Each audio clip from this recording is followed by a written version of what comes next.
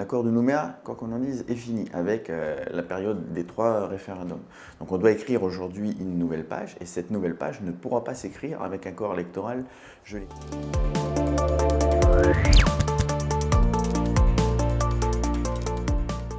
Gilles Bréal, bonjour. Bonjour. Nous vous recevons pour cette 3e édition de l'interview politique de la semaine qui intervient après la visite de Gérald Darmanin. Le séjour du ministre de l'Intérieur et des Outre-mer a permis, selon l'expression consacrée, de renouer les fils du dialogue entre indépendantistes et non-indépendantistes. Pourtant, Gérald Darmanin a tenu des propos laissant peu de latitude, on va dire, au camp indépendantiste. Mais avant d'en venir aux questions, est-ce que vous pouvez vous présenter en 2 mots ? Gilles Bréal, je suis membre des loyalistes et élu au Congrès de la Nouvelle-Calédonie et vice-président de la province. Lors de sa visite, le ministre de l'Intérieur a affirmé que les prochaines élections provinciales ne pourraient pas se tenir avec un corps électoral restreint, ce qui va, on l'a dit déjà, à l'encontre du positionnement d'un indépendantiste. Pour l'heure, votre groupe politique, les loyalistes, est le seul qui a avancé un chiffre sur cette question. Vous réclamez un délai de résidence de 3 ans pour être inscrit sur cette liste électorale.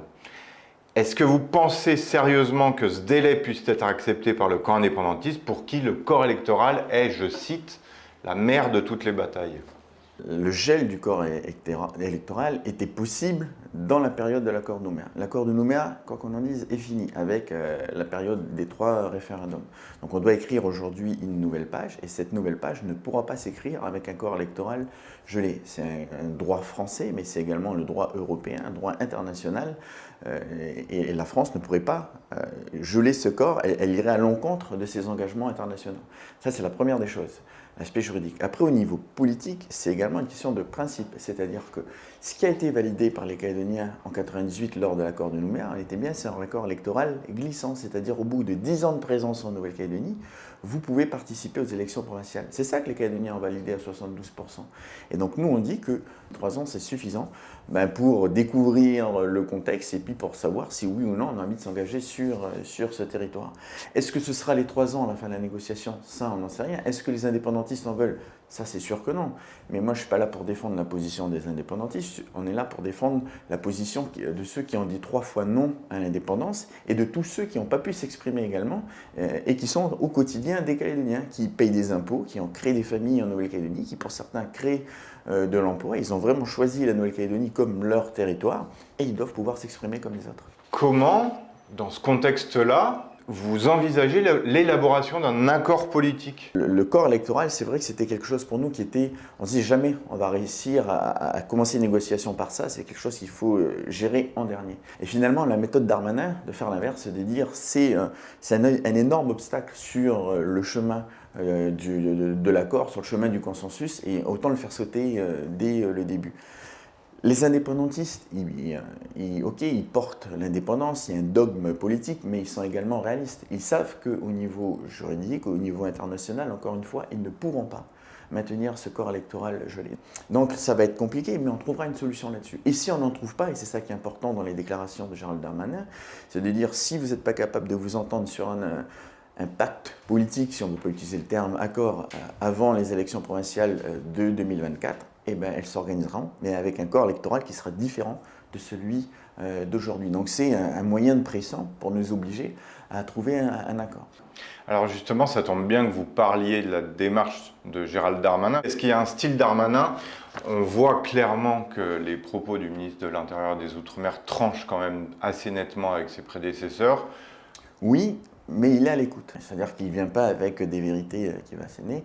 D'abord, il nous écoute, il nous demande nos avis, il essaye de trouver des solutions. Après, oui, il a eu des propos clairs. Et là, c'est important que l'État soit clair, à travers Gérald Darmanin, sur le corps électoral, sur l'accompagnement qu'a l'État sur l'industrie minière en Nouvelle-Calédonie et les conditions qu'il apporte pour continuer à nous aider. C'est important qu'il soit clair sur le calendrier. On s'est engagé sur le calendrier il y a quelques mois et il maintient le calendrier, c'est-à-dire qu'il a attendu le congrès des indépendantistes, mais il n'a pas décalé le calendrier de sortie de l'accord de Nouméa pour autant. Donc on avait besoin de cette clarté.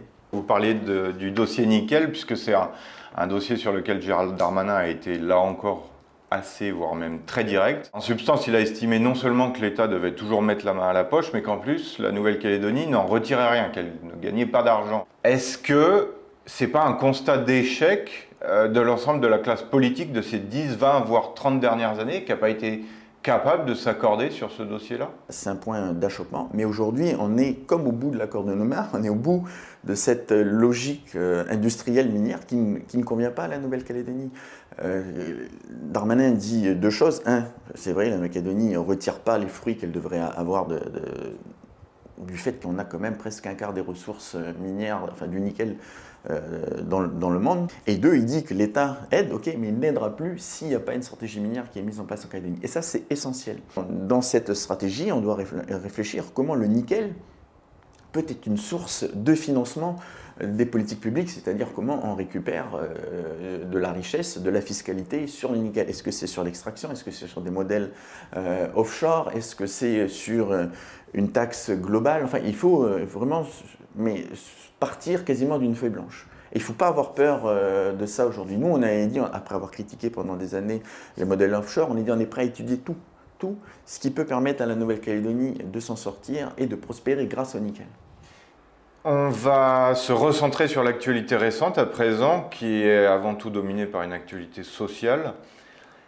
Quel regard vous portez sur la mobilisation récente autour de la réforme du RUAM? Alors d'abord, je comprends l'inquiétude des travailleurs indépendants. Le travailleur indépendant, il doit se débrouiller seul, il travaille beaucoup et il y a une proportion importante de ces travailleurs qui gagnent peu en Nouvelle-Calédonie.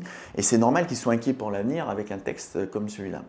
Est-ce qu'il faut sauver le RUAM? C'est indispensable. Donc oui, il faut réformer le RUAM. Il y a des pistes qui avaient été portées. Et sur l'analyse de la réforme proposée par l'éveil océanien, Sudry, donc l'expert économique qui traite de la Nouvelle-Calédonie depuis quelques années et qui a été mandaté par le gouvernement, dit que cette réforme, elle va à la fois détruire des emplois, 300-400 emplois détruits, et on va perdre de la consommation, 4 milliards, 4 milliards 8.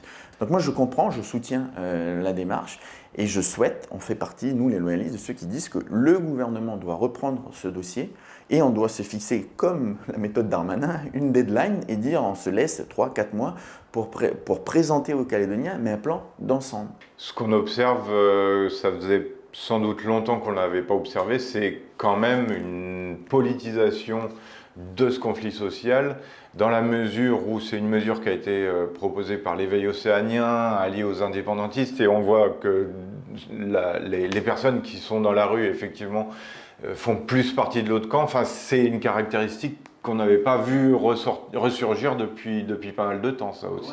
Il y a des dangers qui sont en train de se mettre en place, ça c'est sûr. Le premier, c'est de faire croire qu'on s'oppose parce que c'est l'éveil océanien qui le présente. Non, on s'oppose parce que la réforme n'est pas bonne. Le deuxième, c'est de faire croire qu'on s'oppose parce que ce serait des Wallisiens. Et ça, c'est une partie des indépendantistes qui se disent c'est les Océaniens contre le reste du monde. Et ça, c'est dangereux, parce que c'est pas ça. Dans la manifestation, vous aviez toutes les couleurs de la Nouvelle-Calédonie. Vous savez, le travailleur indépendant, il n'a pas de couleur, lui. Il n'a qu'une chose, c'est qu'il essaye de travailler pour s'en sortir tous les mois. Et pourquoi ça se politise? Parce qu'il y en a qui sont pour et d'autres qui sont contre. Et nous, on a affiché notre opposition. Et c'est ça qui est dangereux aujourd'hui, c'est qu'on essaye d'opposer. Et vous savez, moi, ce qui m'a frappé, c'est que depuis 2007-2008, on n'avait plus une opposition entre les organisations patronales et les organisations syndicales de salariés. Et là, on revient à ça. On revient à ça et je trouve que c'est pas sain. Moi, je trouve dommage que les deux grandes centrales syndicales de fonctionnaires poussent à cette réforme, alors que quand on regarde, ceux qui finalement vont re-avoir du pouvoir d'achat, ce sont les fonctionnaires. C'est 800 millions, 600-800 millions de salaires en plus pour les fonctionnaires. Ça va coûter par contre aux collectivités. Et donc eux poussent et en disant c'est pas grave si le travailleur indépendant lui va doubler sa cotisation. Elle peut pas être, la Nouvelle-Calédonie, elle peut pas être en opposition et c'est le danger de ce texte et c'est malheureusement ce qui est en train d'arriver aujourd'hui. Eh bien, Gilles Brial, merci d'avoir répondu à nos questions. Merci.